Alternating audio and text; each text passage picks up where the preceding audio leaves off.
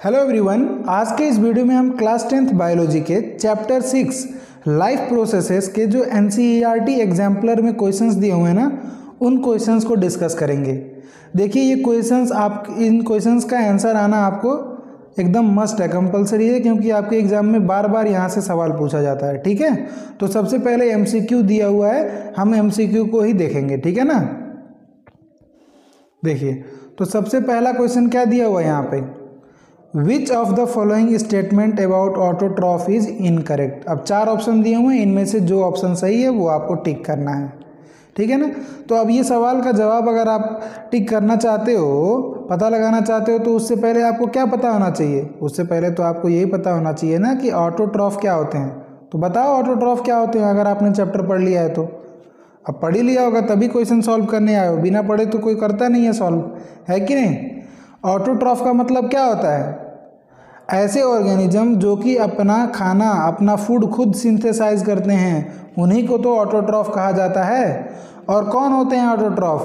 Plants होते हैं autotroph, और कुछ कुछ बैक्टीरिया, मेनली तो प्लांट ही हैं ऑटोट्रॉफ। ग्रीन प्लांट्स वही अपना खाना खुद बनाते हैं फोटोसिंथेसिस के थ्रू।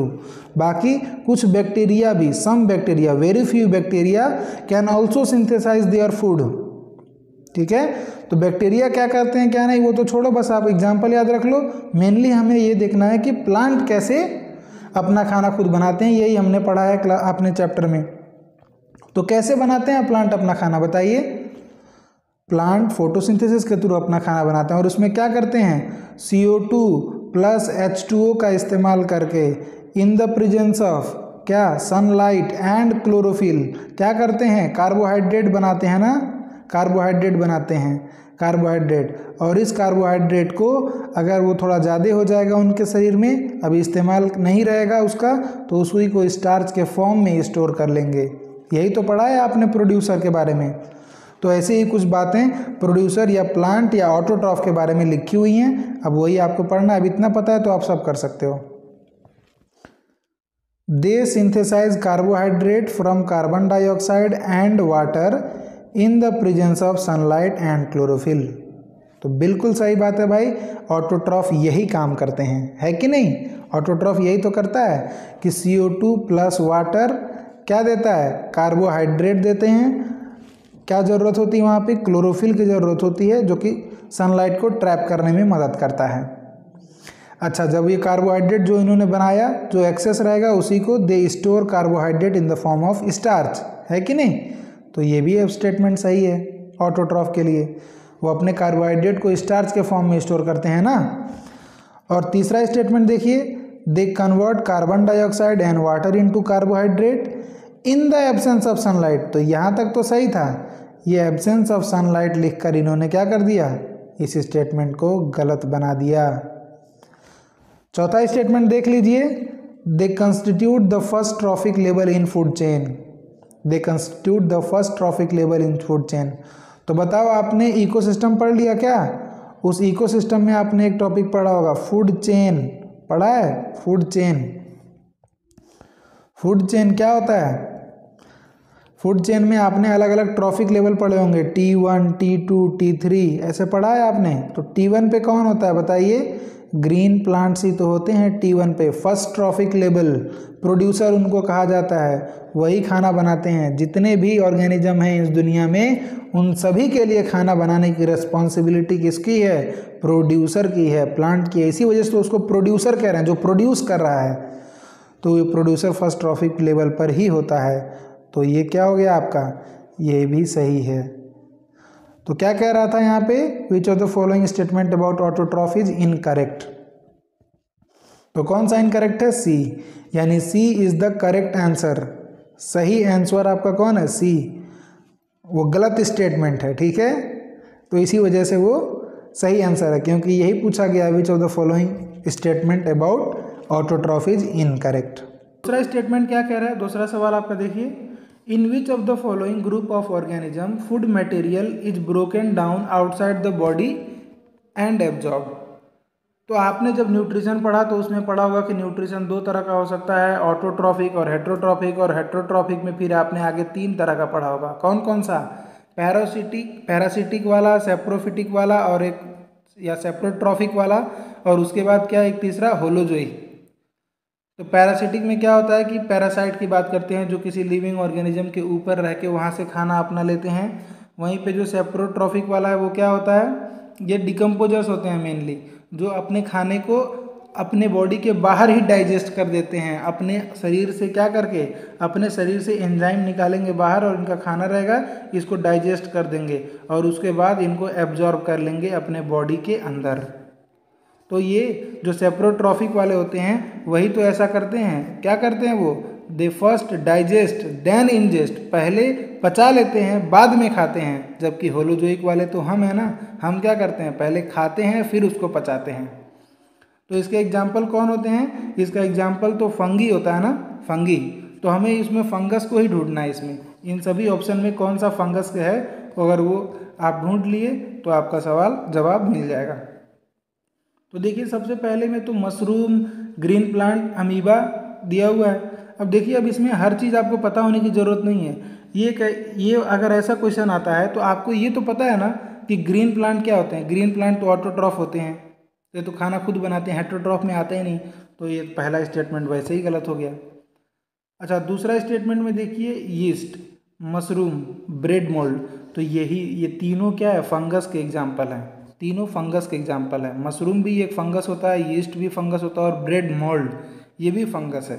तो आंसर तो सही यही है, पर ये भी देख लेते हैं कि ये वाले तीसरा और चौथा गलत क्यों है। तो पैरामीशियम अमीबा कस्कूटा। अब अगर पैरामीशियम अमीबा आपको याद नहीं भी आ रहा है तो कस्कूटा एक प्लांट होता है, पैरासिटिक प्लांट का एग्जाम्पल होता है। तो प्लांट के होने की वजह से ये काट दो। अच्छा यहाँ पे भी कस्कूटा है तो इसको भी काट दो, यानी आपका सही आंसर क्या हो गया, बी वाला हो गया, है कि नहीं। तो कुछ कुछ सवाल ऐसे होते हैं जिसको आप एलिमिनेशन मेथड से कर सकते हैं, है कि नहीं। इसको एलिमिनेशन मेथड कह रहे हैं कि पहले अगर आपको सही जवाब नहीं आ रहा है तो गलत कौन है ये पता कर लो, तो सही वाला अपने आप बच जाएगा, है कि नहीं। चलिए तीसरा सवाल देखिए। तीसरा सवाल क्या कहता है, select the correct statement. Correct statement कौन है वो सेलेक्ट कीजिए। Heterotroph do not synthesize their on food. Heterotroph अपना खाना खुद नहीं बनाते हैं, बिल्कुल सही बात है, बिल्कुल सही बात है। Heterotroph utilize solar energy for photosynthesis. अरे हेट्रोट्रॉफ कहाँ फोटोसिंथेसिस करता है, ऑटोट्रॉफ करता है ना, तो ये तो स्टेटमेंट गलत हो गया। Heterotroph synthesize their on food. Heterotroph synthesize their on food, वो हेट्रोट्रॉफ अपना खाना खुद बनाता है, गलत बात है भाई, ऑटोट्रॉफ बनाता है। Heterotroph are capable of converting carbon dioxide and water into carbohydrate, नहीं ये तो ऑटोट्रॉफ करते हैं, तो ये भी गलत हो गया। तो बताइए पहला वाला ही तो करेक्ट स्टेटमेंट है, तो दैट इज करेक्ट आंसर। चौथा सवाल देखिए, which is the correct sequence of part in human alimentary canal. Human alimentary canal में कौन सा सही सीक्वेंस है, तो आप बताइए। आपके एलिमेंट्री कैनाल का सबसे पहला पार्ट क्या होता है, सबसे पहला तो माउथ होता है ना, उसके बाद क्या आता है बताइए। माउथ के बाद आपका ईसोफेगस आता है, ईसोफेगस के बाद आपका क्या आएगा, सबसे पहले जो एलिमेंट्री कैनाल क्या है, एक ट्यूब लाइक स्ट्रक्चर है जो कि एक्सटेंड करता है आपके माउथ और एनस से। तो शुरुआत में सबसे पहला ओपनिंग माउथ हो जाएगा, उसके बाद ईसोफेगस आता है, उसके बाद स्टोमक आता है, उसके बाद स्मॉल इंटेस्टाइन आएगा, उसके बाद लार्ज इंटेस्टाइन आएगा, उसके बाद एनस आता है। तो यही सीक्वेंस अगर किसी में है तो आप सही कर दोगे, है कि नहीं। अच्छा अगर आपको देखना चाहते हो, इसको देखना चाहते हो तो आपकी किताब में भी दिखा देते हैं, है कि नहीं, चलिए दिखा देते हैं। तो देखिए आपके किताब में ये फिगर 6.6 जो ह्यूमन एलिमेंट्री कैनाल का दिया हुआ है, इसमें देखिए सबसे पहला पार्ट क्या होता है आपके एलिमेंट्री कैनाल का, जहाँ पे टंग है उसको माउथ बोलते हैं। माउथ के बाद क्या आएगा, एक ट्यूब लाइक स्ट्रक्चर जिसको ईसोफेगस बोला जाता है, और ये ईसोफेगस कहाँ पहुँचेगा, स्टमक में पहुँचता है। और उसके बाद आपका इंटेस्टाइन वाला पार्ट आ जाता है, तो पहले स्मॉल इंटेस्टाइन और उसके बाद लार्ज इंटेस्टाइन और लास्ट में एनस आता है। तो यही तो सीक्वेंस है, यही करेक्ट सीक्वेंस रहेगा आपके। तो अगर जिस ऑप्शन में रहेगा तो वही आपका करेक्ट आंसर रहेगा। तो देखिए इसमें तो क्या दिया हुआ है, mouth, stomach, small intestine, oesophagus, large intestine. तो स्टमक से पहले ही आता है ना ईसोफेगस, तो ये गलत हो गया। उसके बाद यहाँ पे माउथ सही है, ईसोफेगस उसके बाद सही है, स्टमक सही है, उसके बाद लार्ज इंटेस्टाइन दे दिया है, गलत, पहले स्मॉल इंटेस्टाइन होना चाहिए। इसमें भी देखिए माउथ के बाद डायरेक्ट स्टमक दे दिया हुआ है, तो ये गलत है। ये वाला देखिए आपका सही लग रहा है, mouth, oesophagus, stomach, small intestine और फिर लार्ज इंटेस्टाइन। तो यही आपका क्या है, करेक्ट सीक्वेंस है क्या, ह्यूमन एलिमेंट्री कैनाल में जो भी आपके पार्ट्स हैं। चलिए अब पांचवा वाला सवाल देख लेते हैं। If salivary amylase is lacking in the saliva, which of the following event in the mouth cavity will be affected. मतलब आपके अगर सलाइवा में सलाइवरी एमाइलेज नहीं पाया जाता है तो कौन सा जो एक्टिविटी है, कौन सा जो इवेंट है माउथ में होने वाला जो अफेक्ट होगा, मतलब नहीं हो पाएगा या उसमें दिक्कत आएगी। तो भाई सलाइवरी एमाइलेज का जो काम होगा वो नहीं हो पाएगा अगर सलाइवा में सलाइवरी एमाइलेज नहीं पाया जाएगा। तो बताइए कि सलाइवरी एमाइलेज का काम क्या होता है। तो सलाइवरी एमाइलेज का काम होता है आपके माउथ में थोड़े बहुत स्टार्च का डाइजेशन कराना, है कि नहीं। बाकी कंप्लीट तो वो आगे जाकर होगा, थोड़ा बहुत स्टार्च का डाइजेशन होता है सलाइवरी एमाइलेज के द्वारा, जो कि आपके सलाइवा में प्रेजेंट रहता है इनसाइड द माउथ। तो वही वाली एक्टिविटी इफेक्ट होगी। तो देखिए ऑप्शन देख लेते हैं। पहला कह रहा है protein breaking down into amino acid, नहीं इस पर कोई असर नहीं पड़ेगा, वो काम ही नहीं है उसका।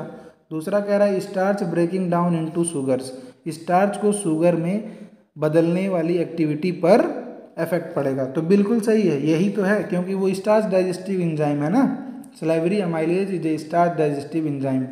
तीसरा कह रहा है फैट, तो ये गलत हो जाएगा। एब्जॉर्प्शन ऑफ विटामिन, नहीं इस पर कोई असर नहीं पड़ेगा भाई, इस पर कोई फर्क नहीं पड़ेगा क्योंकि उसका काम ही नहीं है ये। तो सही जवाब क्या है, option B is the right answer.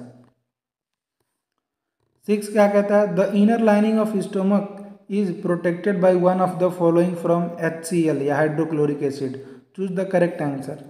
तो कौन प्रोटेक्ट करता है आपके स्टोमक के लाइनिंग को HCl से, तो म्यूकस प्रिवेंट करता है ना, तो बी ही सही आंसर है। Which part of alimentary canal receives bile from liver, alimentary canal का कौन सा पार्ट बाइल रिसीव करता है जो कि लीवर से बनकर आता है। तो बताइए आपका, आपने लीवर अगर ऐसा बनाया है कुछ, लीवर यहाँ पे लीवर से आते हैं, दो पार्ट होता है लीवर का, लीवर से आके ये पेनक्रियाज में जुड़ता है और यहीं पे ऐसा क्या रहता है, स्मॉल इंटेस्टाइन रहता है ना। तो पहले तो बाइल आता है पेनक्रियाज में और पेनक्रियाज से फिर स्मॉल इंटेस्टाइन में आके इंटर करता है कि नहीं। तो ये वाला चीज़ के ऑप्शन कौन सा सही है, स्मॉल इंटेस्टाइन, क्योंकि ये क्या है, ये डुओडेनम है, डुओडेनम भी तो स्मॉल इंटेस्टाइन का एक पार्ट होता है। तो आप कहेंगे small intestine is the correct answer. तो जो लीवर से बाइल आता है ना, वो तो पहले पेनक्रियाज में जाता है और पेनक्रियाज से फिर डुओडेनम में जाता है और डुओडेनम स्मॉल इंटेस्टाइन का पार्ट है। तो B will be the right answer. अच्छा 8वां सवाल देखिए, a few drop of iodine solution were added to rice water, rice water में क्या डाला गया, आयोडीन सॉल्यूशन डाला गया। The solution turn blue black in colour, solution का रंग क्या हो गया, ब्लू ब्लैक हो गया।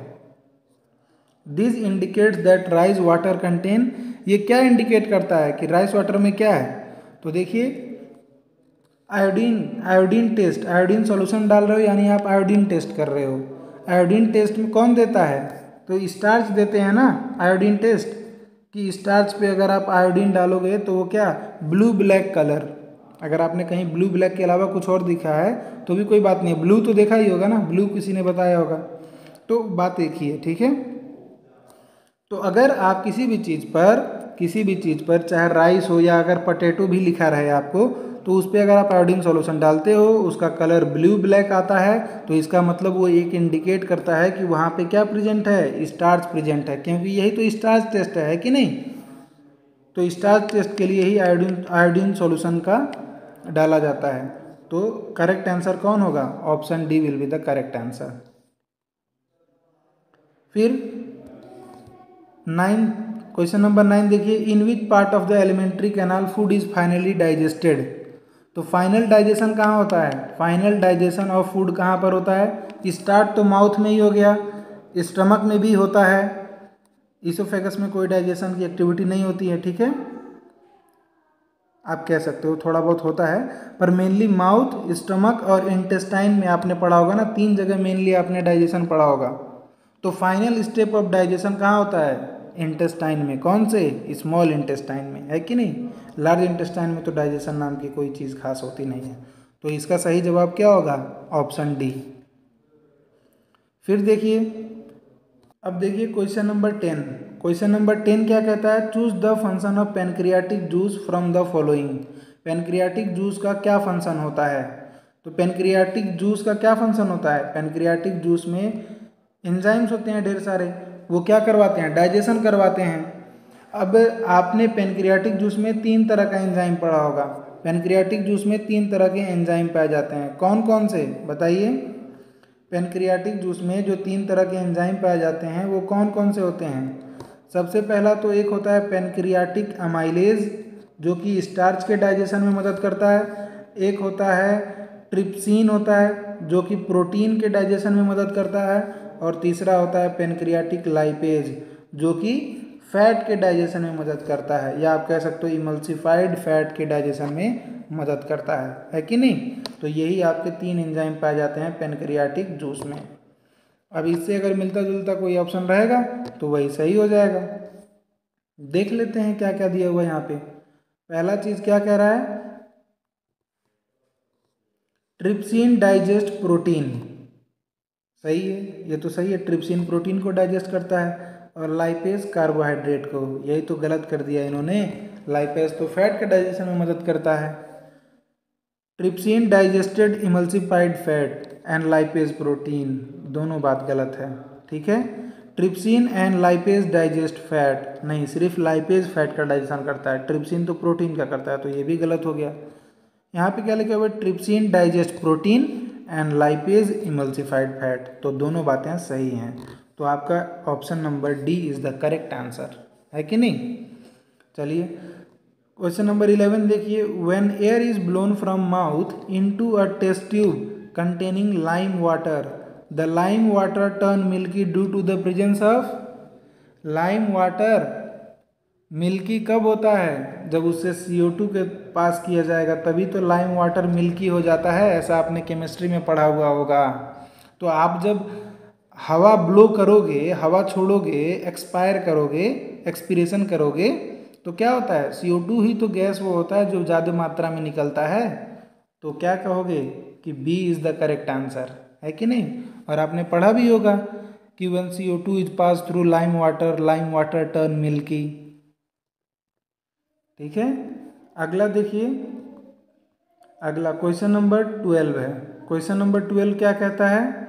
The correct sequence of anaerobic reaction in yeast is. Anaerobic reactions yeast में कैसे कैसे होता है? अच्छा, इससे पहले अभी इससे रिलेटेड एक आध सवाल और आएगा, ये भी देखिए उससे से रिलेटेड है, और आगे भी हैं उससे रिलेटेड सवाल। तो उससे लिए आपको एक चीज़ पहले बता देता हूँ थोड़ा सा, उसके बाद सभी क्वेश्चन हमारा आसानी से हो जाएगा। ठीक है ना? चलिए थोड़ा सा आपको दिखाते हैं आपकी किताब में।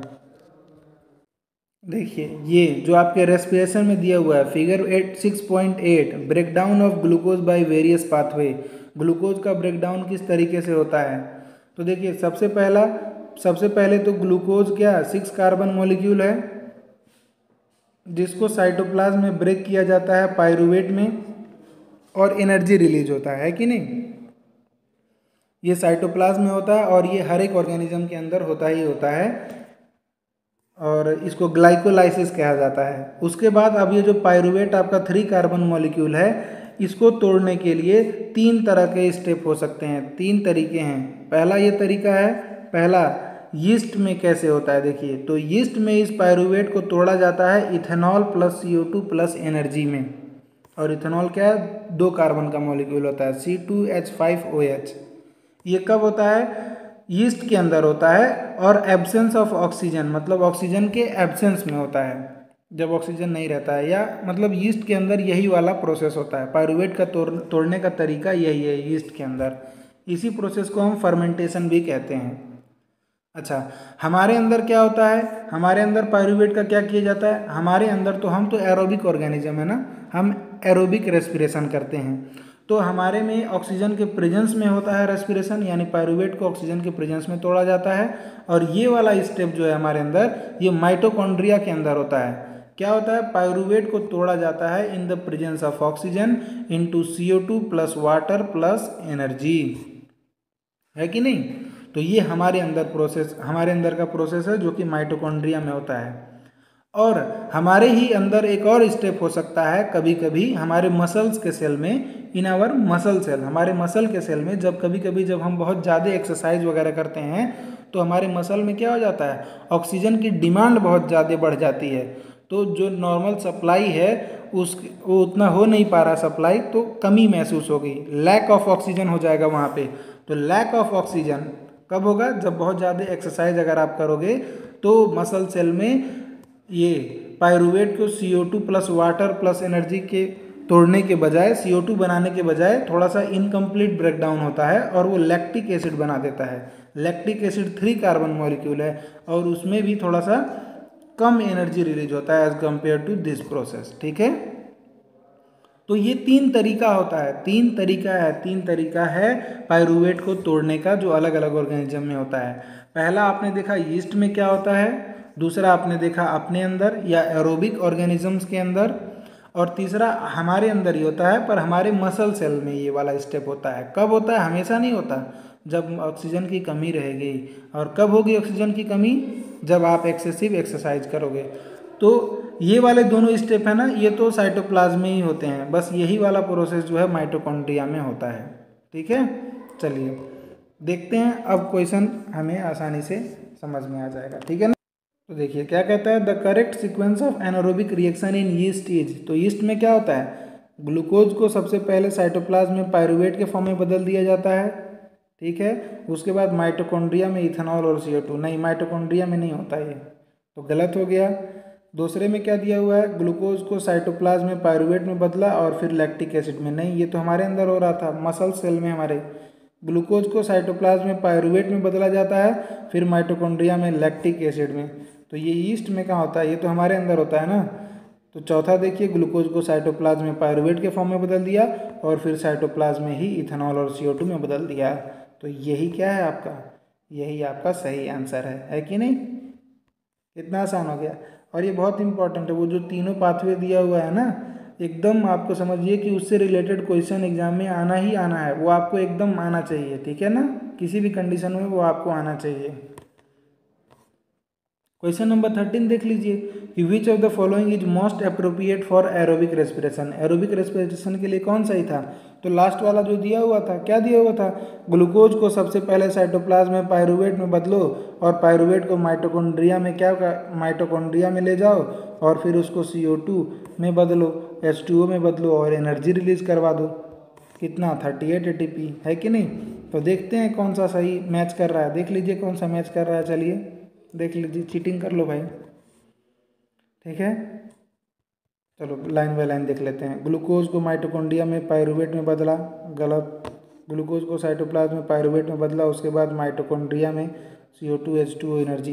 तो ये ठीक थोड़ा बहुत सही लग रहा है, थोड़ा बहुत सही लग रहा है, मैंने ये नहीं कहा ये सही है, आगे भी देख लो। जल्दबाजी नहीं करना चाहिए क्योंकि इस सवाल में जिसने जल्दबाजी कर दिया उसका जवाब गलत हो जाएगा। ठीक है ना, जल्दबाजी जिसने कर दिया गलत हो जाएगा। इसी वजह से आप देख रहे होगे कि मैं ऑप्शन वाले इस क्वेश्चंस में सभी ऑप्शंस को देख रहा हूँ। क्या पता ये सही तो लग रहा है, पर क्या पता इससे भी सही थोड़ा सा कोई हो जाए। ठीक है, तो वो देखना ज़रूरी होता है। हो सकता है आपको एक बार देखने में ये सही लगे, पर देख लो कि कहीं इससे भी बेहतर थोड़ा ज़्यादा सही नहीं ना कोई दिया हुआ है। देखो, ग्लूकोज को साइटोप्लाज्म में तोड़ा तो पायरुवेट प्लस एनर्जी रिलीज हुआ और उसके बाद पायरुवेट को माइटोकॉन्ड्रिया में तोड़ा तो CO2 और H2O रिलीज हुआ। अच्छा देखो लास्ट वाला, देखो लास्ट वाला ग्लूकोज को साइटोप्लाज्म में तोड़ा तो पायरुवेट प्लस एनर्जी निकला और फिर पायरुवेट को माइटोकॉन्ड्रिया में तोड़ा तो CO2 H2O प्लस एनर्जी निकला। तो आप बताओ भाई, अब चारों ऑप्शन देखने के बाद आपको कौन सा सही लगता है। मुझको तो ये वाला सही लगता है क्योंकि यहाँ पे एनर्जी दोनों केस में दिया हुआ है, तो दोनों बार एनर्जी रिलीज होता है ना। थोड़ा सा पीछे करके देखो उसको, इसमें तो ये वाला गलत है, एनर्जी नहीं दिया हुआ है यहाँ पे। ठीक है, यहाँ पे एनर्जी नहीं दिया हुआ है और इसमें यहाँ पे एनर्जी नहीं दिया हुआ है और ये वाला तो गलत है ही। ठीक है, तो करेक्ट आंसर कौन हो गया, करेक्ट आंसर जो है आपका D हो गया।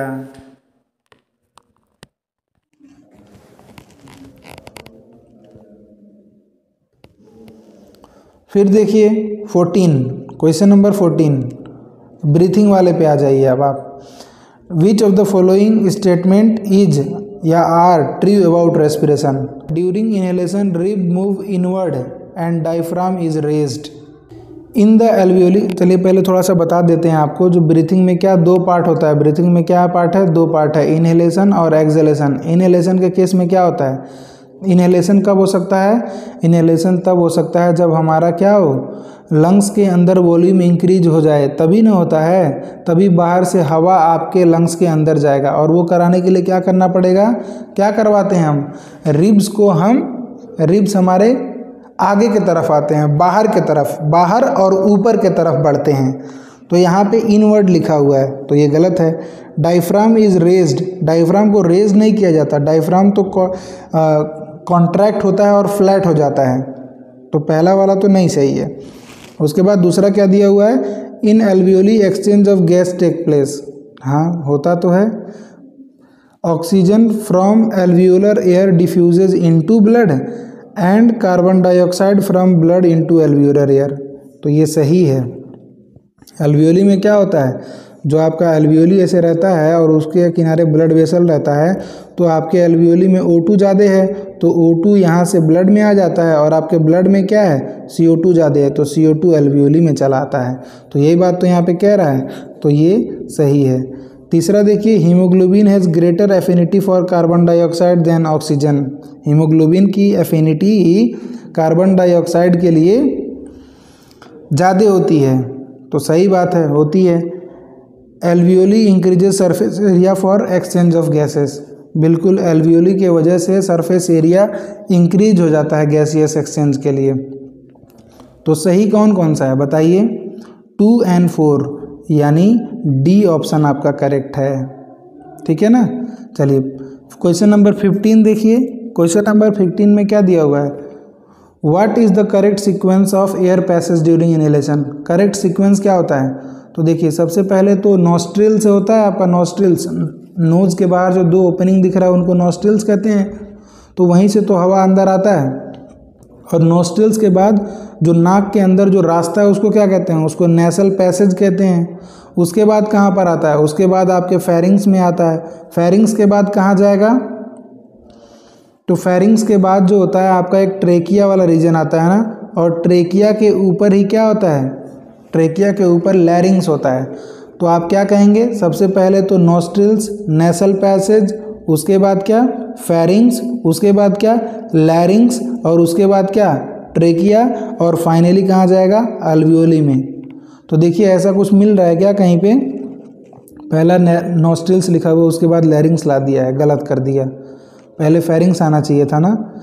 अच्छा पहले नेसल पैसेज ला दिया है, उसके बाद ट्रेकिया लाया इन्होंने, इसके बाद फेरिंग्स ला दिया, गलत कर दिया इन्होंने। अच्छा पहले ही लैरिंग्स ला दिया, यानी ये तो गलत ही हो गया। ये देखो नॉस्ट्रिल्स लाया, फिर उसके बाद फेरिंग्स लाया, उसके बाद लैरिंग्स लाया, उसके बाद ट्रेकिया लाया, उसके बाद अल्वियोली लाया। बहुत अच्छा किया, तो option D is the correct answer है कि नहीं। आप डायग्राम भी किताब में देख सकते हो साथ में, बढ़िया रहेगा। During respiration exchange of gas take place in, कहाँ पर होता है, trachea and larynx, alveoli of lungs, alveoli and throat, throat and larynx. तो ये ट्रेकिया वगैरह या थ्रोट, लैरिंग्स, ये सब गैसियस एक्सचेंज में थोड़ी मदद करते हैं, एल्वियोली गैसियस एक्सचेंज में मदद करता है ना, तो बी है सही जवाब आपका। क्वेश्चन नंबर 17 देखिए। Question number 17, which of the following statement is true about heart. अच्छा अब इसको देखने के लिए थोड़ा सा आपको समझना पड़ेगा फंक्शनिंग ऑफ हार्ट, हार्ट कैसे काम करता है, सर्कुलेशन आपके शरीर के अंदर कैसे होता है, ठीक है ना। तो चलिए पहले वही देख लेते हैं। तो ये आपका बुक है, ये आपके बुक हैं, इसमें देखिए। अच्छा पहले हार्ट वाला देखने से पहले ये देख लो, जस्ट इससे पहले जो था पाथवे, जो एयर का पैसेज पाथवे था, तो देखो ना सबसे पहले यहाँ नोज़ के पास आएगा, उसके बाद नेसल पैसेज में जाएगा, उसके बाद यहाँ पे फेरिंग्स वाला रीजन आएगा ये, उसके बाद ट्रेकिया, और ट्रेकिया से पहले ही है लैरिंग्स ना, तो लैरिंग्स के पास पहले पहुँचेगा, उसके बाद आप ट्रेकिया कंसिडर करोगे। हालांकि लैरिंग्स is also a part of trachea, but लैरिंग्स क्या है, सबसे शुरुआती part, it is the anterior portion of the trachea. तो ट्रेकिया और उसके बाद यहाँ पे एल्वियोली आएगा। तो लास्ट वाला ही ऑप्शन सही था, है कि नहीं।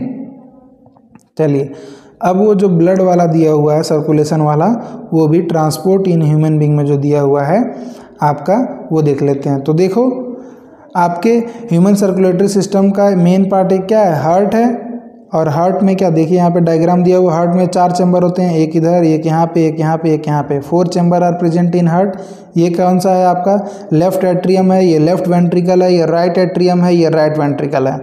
क्या काम होता है इनका, देखिए लेफ्ट एट्रियम में आपके क्या खुलते हैं, पल्मोनरी वेन खुलते हैं। और पल्मोनरी वेन क्या करता है, ऑक्सीजनेटेड ब्लड लेकर आता है आपके लंग से।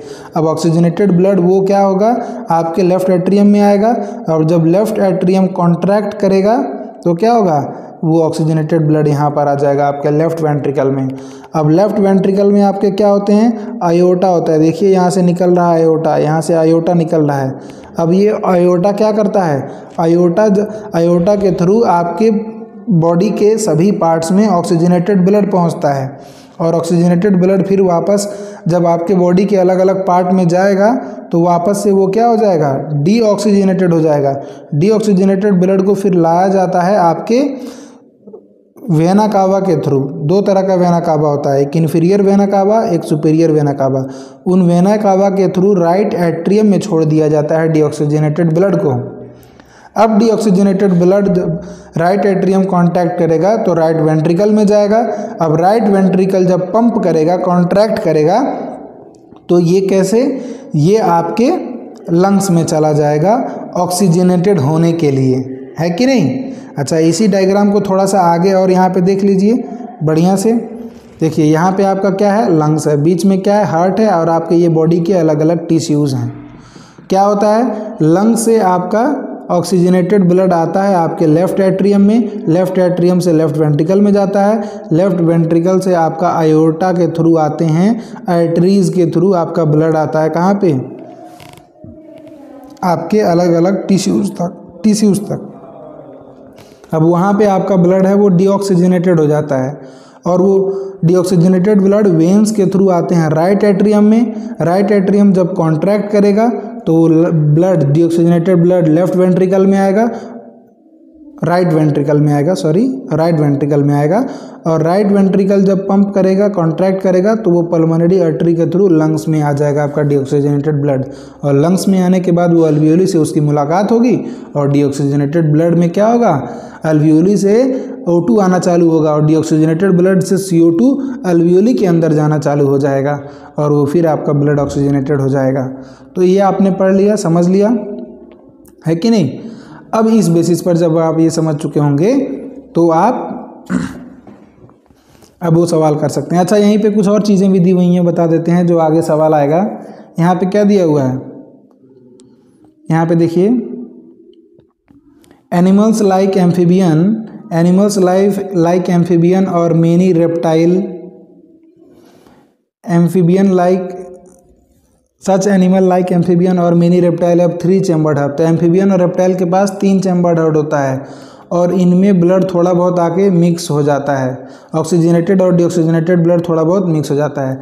फिश के बाद क्या होता है, ओनली 2 चैम्बर्ड हर्ट होता है। तो इनका ब्लड जो है पहले क्या होता है, गिल्स के पास पंप किया जाता है, और वहाँ पे ऑक्सीजनेटेड हो जाएगा, और फिर वहीं गिल्स के थ्रू कहाँ जाएगा, बॉडी के अलग अलग पार्ट में चला जाता है।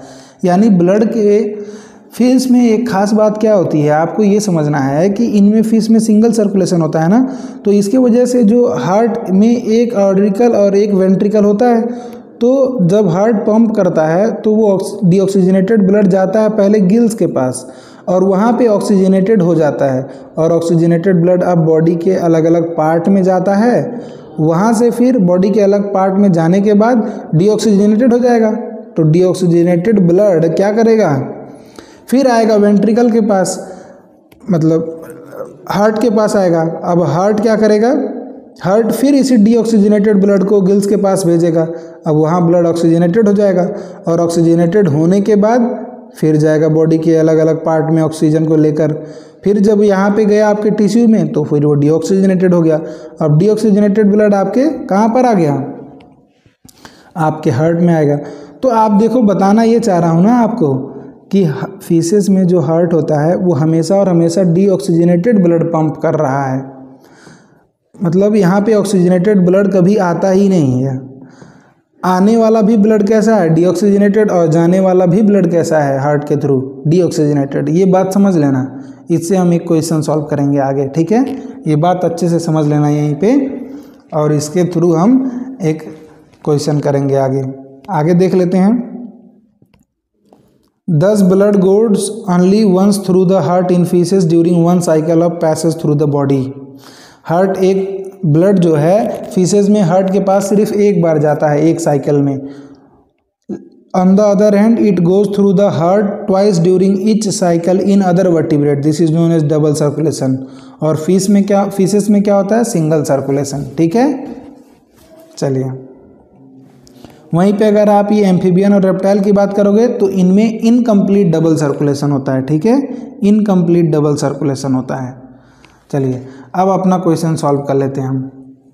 विच of the following statement is true about heart, heart के लिए कौन सही है। Left atrium receive oxygenated blood from different part of the body. Left atrium oxygenated blood receive तो करता है पर डिफरेंट पार्ट ऑफ बॉडी से थोड़ी, वो तो लंग से करता है ना, गलत कर दो इसको। While right atrium receive deoxygenated blood from lung, उल्टा लिख दिया है, गलत कर दो इसको। Right atrium deoxygenated blood receive करता है लंग से नहीं, different part of the body. अच्छा, एक्चुअल में ये देखो, ये लंग्स के बजाय अगर इन्होंने ये लिख दिया होता different part of the body, और different part of the body के बजाय अगर इन्होंने लंग्स लिख दिया होता तो ये सवाल, ये ऑप्शन जो है सही हो जाता है कि नहीं। चलिए दूसरा ऑप्शन देखिए। Left ventricle pumps left ventricle pumps oxygenated blood to different body parts, सही है, बिल्कुल सही है। While right ventricle pump deoxygenated blood to lungs, सही कह रहे हैं बाबू, सही कह रहे हैं, एकदम सही कह रहे हैं। अभी आपने पीछे देखा ना। तीसरा ऑप्शन देखिए। Left atrium transfer oxygenated blood to right ventricle, गलत है। लेफ्ट और राइट वाले चैम्बर एक दूसरे से नहीं कनेक्ट रहते हैं, लेफ्ट कनेक्ट रहता है और राइट से कनेक्ट रहता है, ठीक है, तो ये तो गलत कर दो भाई। Right atrium receive deoxygenated blood from different part of the body while left ventricle pump oxygenated blood to different part of the body. जैसे इसी को सही कर दिया है यहाँ पे इन्होंने, तो ये भी सही है, बिल्कुल सही है। तो सही बातें कौन कौन सी है, दूसरी और चौथी, तो सी को आप करोगे करेक्ट आंसर। तो इसका करेक्ट आंसर कौन है, सी है। क्वेश्चन नंबर 17 का करेक्ट आंसर सी है, ठीक है ना। चलिए क्वेश्चन नंबर 18 देख लीजिए। What prevents backflow of blood inside heart during contraction, बताइए। ऐसे 4 चैम्बर बनाए हुए थे, ऐसे 4 चैम्बर जो बनाए हुए थे, तो यहाँ पे क्या था, यहाँ पे ऐसे करके क्या था, यहाँ पे वाल्व्स थे ना, तो यही वाल्व ही तो जब ये वाला पार्ट कॉन्ट्रैक्ट करता है तो ब्लड वापस से इधर ना चला जाए उसके ऊपर वाले चैम्बर में, इसी की वजह से यहाँ पे वाल्व लगाए गए रहते हैं, राइट साइड में भी और लेफ्ट साइड में भी, है कि नहीं। राइट साइड में जो वाल्व लगाया रहता है उसको ट्राइकस्पिड वाल्व कहा जाता है, और लेफ्ट साइड में जो वाल्व होता है उसको बाइकस्पिड वाल्व कहा जाता है। तो इनका काम क्या होता है, to prevent the backflow of blood during contraction. तो सही आंसर क्या है, वाल्व्स इन हार्ट, ये सब नहीं।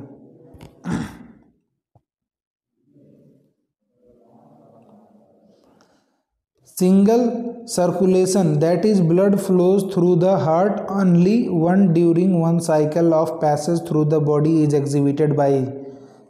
तो सिंगल सर्कुलेशन का मतलब क्या, ब्लड हार्ट के थ्रू बस एक साइकिल में एक बार ही ब्लड जाए हार्ट के पास। तो ऐसा किस में होता है, फीसेस में होता है ना। तो अब देख लो इनमें से कि आपको पहचानना है कि फीसेस कौन है। अब मान लो आपको नहीं पता फीसेस कौन है, तो बाकी कुछ तो पता है, एम्फीबियन कौन होता है या मैमल्स कौन होता है, इस तरह की कुछ चीज़ें पता हैं, तो वो अगर आप एलिमिनेट कर दो यहाँ से तो आपको सही जवाब मिल जाएगा।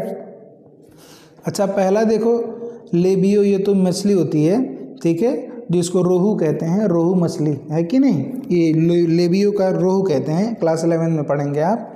अच्छा, चेमेलियन जानते हो? चेमेलियन क्या होता है? रेप्टाइल होता है, ठीक है। तो रेप्टाइल गलत हो गया। आप सैलेमेंडर आप जानते हो या नहीं जानते हो, कोई मतलब नहीं, गलत कर दो, पहला ऑप्शन गलत हो गया। अच्छा, दूसरा वाला भी छोड़ दो, तीसरा वाला देखो, तीसरा वाला फ्रॉग तो एम्फीबियन है। हाइला या राना, इन दोनों को, ये दोनों क्या है, फ्रॉग की स्पीसीज होती हैं।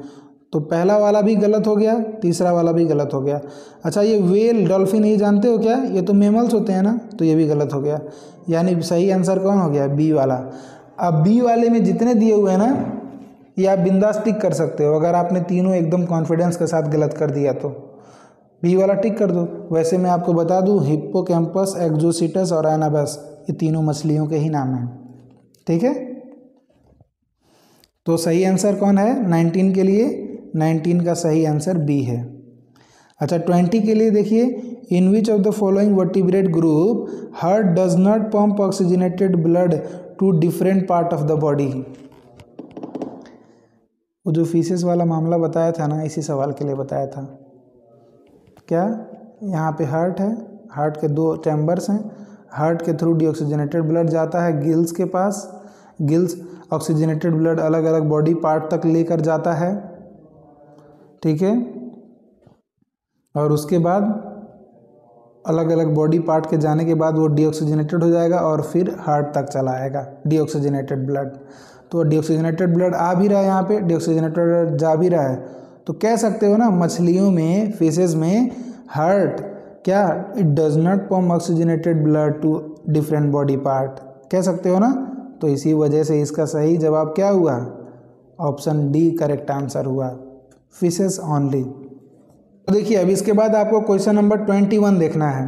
क्वेश्चन नंबर 21 क्या है? Choose the correct statement that describe arteries. Arteries के बारे में कौन सा स्टेटमेंट सही है? तो आपके किताब में आर्टरीज और वेन्स का कंपैरिजन दिया हुआ है क्या? बिल्कुल दिया हुआ है, और बार बार एग्जाम में पूछा जाता है। चलिए आपकी किताब में पहले देख लेते हैं, उसके बाद बात किया जाएगा।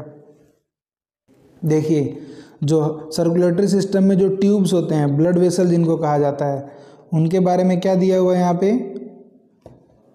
कितने तरह के होते हैं ये ब्लड वेसल? 3 तरह के, आर्टरी, वेन और तीसरा कैपिलरीज। आर्टरीज के बारे में देखिए, arteries are vessel which carry blood away from the heart to various organ of the body. तो very simple, A for artery और ए फॉर अवे। आर्टरी कहाँ लेकर जाता है? Away from the heart to कहाँ पर? To different organ of the body. Since the blood emerge from heart under high pressure. देखिए, heart से जब ब्लड निकलता है तो लेफ्ट वेंट्रिकल से निकलता है ना, और लेफ्ट वेंट्रिकल की मसल्स बहुत थिक होती हैं, तो एकदम बहुत तेज़ी से बहुत तेज़ कंट्रैक्शन होता है वो, और उसका प्रेशर बहुत ज़्यादा हो जाता है ब्लड का ना। इसी वजह से जो आर्टरी होती हैं वो कैसी होती हैं? They are thick and elastic walls. तो आर्टरी के बारे में आपने क्या सीखा यहाँ पे? कि आर्टरी सबसे पहला तो अवे ले जाएगा हार्ट से ब्लड को। दूसरी बात क्या लिखा आपने?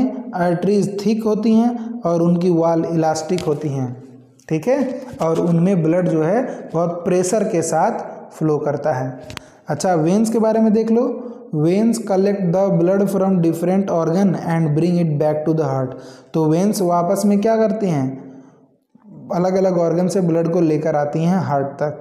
दे do not have thick walls because the blood is no longer under high pressure. अब जब ऑर्गन से आ रहा होगा ब्लड तो प्रेशर तो होगा नहीं उसमें कोई बहुत ज़्यादा, तो उसके वजह से उनकी वाल्स, जो वेन्स की वाल होती हैं ना, वो ज़्यादा थिक नहीं होती हैं, ठीक है। अच्छा, लेकिन अब क्या होता है, दिक्कत ये आ गई कि अब उसमें जब प्रेशर नहीं आ रहा है तो अगर आप नीचे से ऊपर चढ़ाओगे तो हो सकता है ब्लड फिर वापस बैक फ्लो हो जाए। तो बैक फ्लो को प्रिवेंट करने के लिए कहीं पे भी क्या आएगा? वाल्व आ जाएगा। तो वाल्व, वेन्स में वाल्व्स पाए जाते हैं, ठीक है। वेन्स के अंदर भी जगह जगह पर वाल्व्स पाए जाते हैं जो कि बैक फ्लो को प्रिवेंट करने के काम आते हैं। तो instead they have valves that ensure that the blood flows only in one direction. तो वेन्स के बारे में क्या देखा? वेन्स क्या होती हैं? ब्लड को वापस हार्ट तक लेकर आती हैं, थिक वाल इनके पास नहीं होता है, और इनके पास क्या, वाल्व पाए जाते हैं। उसके बाद यहाँ पे आपको देखना होगा आर्टरीज के बारे में, कैपिलरीज के बारे में। तो कैपिलरीज क्या है? Smallest blood vessel have valve which are 1 cell thick, एक सेल थिक होती हैं, मतलब बहुत पतली होती हैं, उनको कैपिलरीज कहा जाता है। और exchange of material between blood and surrounding cell take place across this wall. Exchange जो होता है ना वो इन कैपिलरी के थ्रू ही होता है, क्योंकि कैपिलरी में ही छोटे छोटे पोर पाए जाते हैं, आर्टरीज और वेन्स में नहीं पाए जाते। तो आर्टरी और वेन के थ्रू एक्सचेंज नहीं हो सकता, ठीक है। और ये कैपिलरीज क्या काम करती हैं? आर्टरीज और वेन को कनेक्ट करने का काम करती हैं, ठीक है ना। चलो देखो, choose the correct statement that describe arteries. They have thick elastic wall, सही बात बोल रहा है। Blood flows under high pressure, सही बात बोल रहा है। Collect blood from different organ and bring it back to the heart, गलत बात, तो गलत हो गया। They have thin wall and valve inside, बिल्कुल बहुत ही गलत बात। Blood flow under low pressure, बहुत ही गलत बात, ठीक है। They have thick walls, thick elastic wall, सही कह रहा है। Blood flows under low pressure, गलत बात कह दिया इन्होंने। They have thick elastic wall without valve inside, अच्छा सही है। Blood flows under high pressure, सही है। And carry blood away from the heart to different part of the body, बिल्कुल सही है, बिल्कुल सही। तो करेक्ट आंसर क्या है? Option D is the correct answer, option D is the correct answer. अच्छा ये बताओ, very simple, the filtration unit of kidney are? Neuron नहीं भाई, नेफ्रॉन। न्यूरॉन मत टिक लगा देना। न्यूरॉन तो क्या होता है? नर्वस सिस्टम का एक सेल को न्यूरॉन कहा जाता है। और जो किडनी का स्मॉलेस्ट यूनिट होता है, फिल्ट्रेशन यूनिट होता है, functional and structural unit of kidney nephron होता है ना। चलिए, oxygen liberated during photosynthesis come from. तो फोटोसिंथेसिस जो होता है उसमें जो ऑक्सीजन रिलीज होता है वो कहाँ से आता है? तो वो आता है वाटर से। स्प्लिटिंग ऑफ वाटर होता है ना फोटोसिंथेसिस में, एक स्टेप आपने पढ़ा है स्प्लिटिंग ऑफ वाटर। तो जो वाटर को तोड़ा जाएगा, इस वाटर को H2O को, तो यही जो O2 रिलीज होता है, ऑक्सीजन रिलीज होता है O2 के फॉर्म में, ठीक है। तो ऑक्सीजन जो फोटोसिंथेसिस के टाइम पे निकलता है वो वाटर से आता है, ना कि क्लोरोफिल या CO2 या ग्लूकोज से। तो A is the correct answer. अच्छा 24, क्वेश्चन नंबर 24 देखिए कि the blood leaving the tissue become richer in. तो टिश्यूज से आने वाली, ये जो टिश्यूज थे, टिश्यूज से का ऑक्सीजनेटेड ब्लड आता है और वापस क्या जाता है? डीऑक्सीजनेटेड ब्लड, मतलब CO2 रिच ब्लड को ही डीऑक्सीजनेटेड ब्लड कहा जाता है ना।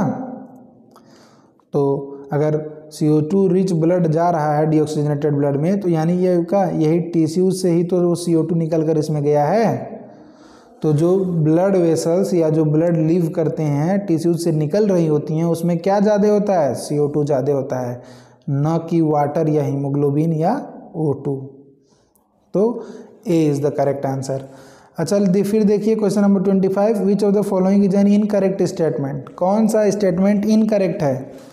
ऑर्गेनिज्म ग्रो विथ टाइम, क्या ऑर्गेनिज्म बढ़ते हैं समय के साथ? हाँ बढ़ते तो हैं। Organism must repair and maintain their structure, सही बात कह रहा है। Movement of molecule does not take place among cell, नहीं भाई ऐसे कोई बात नहीं है। सेल तो बहुत बड़ा है और सेल में बहुत सारे मॉलिक्यूल्स रहते हैं और उनका मूवमेंट होता रहता है, लगातार मूवमेंट होता रहता है, ठीक है, लगातार मूवमेंट होता रहता है हमारे सेल के अंदर। तो ये तो गलत बात कह दी इन्होंने। अच्छा energy is essential for life process, ये तो बहुत अच्छी बात कह दी, ठीक है। तो जो गलत बात है यही हमें ढूंढना था ना। तो सही आंसर कौन हो गया? सही आंसर कौन है आपका? वो सी है। सही स्टेटमेंट नहीं, करेक्ट आंसर वो सी है आपका। चलिए क्वेश्चन नंबर 26 देखिए, the internal energy reserve in autotroph is, क्या एनर्जी रिजर्व कौन था? अरे वही शुरुआत में सबसे पहला क्वेश्चन, कार्बोहाइड्रेट जो एक्सेस होता है उसको स्टार्च के फॉर्म में स्टोर कर लेता है ना प्लांट या ऑटोट्रॉफ। तो option C is the correct answer. ये सब गलत है, ये सब गलत है कि नहीं। ग्लाइकोजन तो एनिमल का होता है कि नहीं। तो यहाँ तो ऑटोट्रॉफ का पूछ रहा है। ऑटोट्रॉफ कौन होते हैं? प्लांट्स और सम बैक्टीरिया, ठीक है। तो कौन सही आंसर है? सी इज द करेक्ट आंसर। अच्छा देखिए क्वेश्चन नंबर 27 देखिए, विच of the following equation is the summary of photosynthesis. तो एकदम बढ़िया से आपके किताब में बनाया हुआ है इक्वेशन, आप देख सकते हो, है कि नहीं। चलिए हम लोग भी देख लेते हैं कौन कौन सा सही है। CO2 + 12H2O gives C6H12O6 6O2H2O। Sunlight ऑनलाइट दिया हुआ ही नहीं है, कैसे सही करोगे इसको। बाकी चलो हम लोग जिसमें सनलाइट ऑनलाइट, जैसे इसमें देखो सनलाइट दे दिया पर क्लोरोफिल नहीं दिया है, तो ये भी गलत हो गया।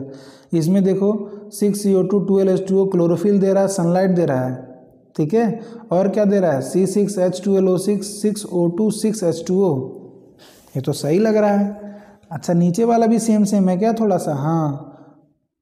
अच्छा यहाँ पे गलत दे दिया है, 6CO2 गलत दे दिया है। CO2 थोड़ी रिलीज होता है फोटोसिंथेसिस में, CO2 का तो इस्तेमाल होता है, ठीक है। तो तीनों A, B और D गलत हैं, सही कौन है, C सही है, ठीक है। C is the correct answer. चलो साथ ही साथ देख लो question number 28, choose the event that does not occur during photosynthesis. कौन सा ऐसा इवेंट है जो फोटोसिंथेसिस के टाइम पे नहीं होता है। Absorption of light energy by chlorophyll होता है क्या, हाँ क्लोरोफिल यही तो काम है उसका। उसके अंदर जो पिगमेंट, क्लोरोफिल जो पिगमेंट होता है, इसका काम क्या होता है, लाइट एनर्जी को एब्जॉर्ब करना। इसी लाइट एनर्जी को तो केमिकल एनर्जी में कन्वर्ट किया जाता है कि नहीं। तो ये तो होता है। Reduction of CO2 into carbohydrate, ये भी होता है। कार्बन डाइऑक्साइड का रिडक्शन, ये जो कार्बन डाइऑक्साइड है आपका, इसी को तो रिड्यूस कर दिया जाता है किसमें, C6H12O6 में। तो ये भी स्टेप होता है, बहुत अच्छी बात है।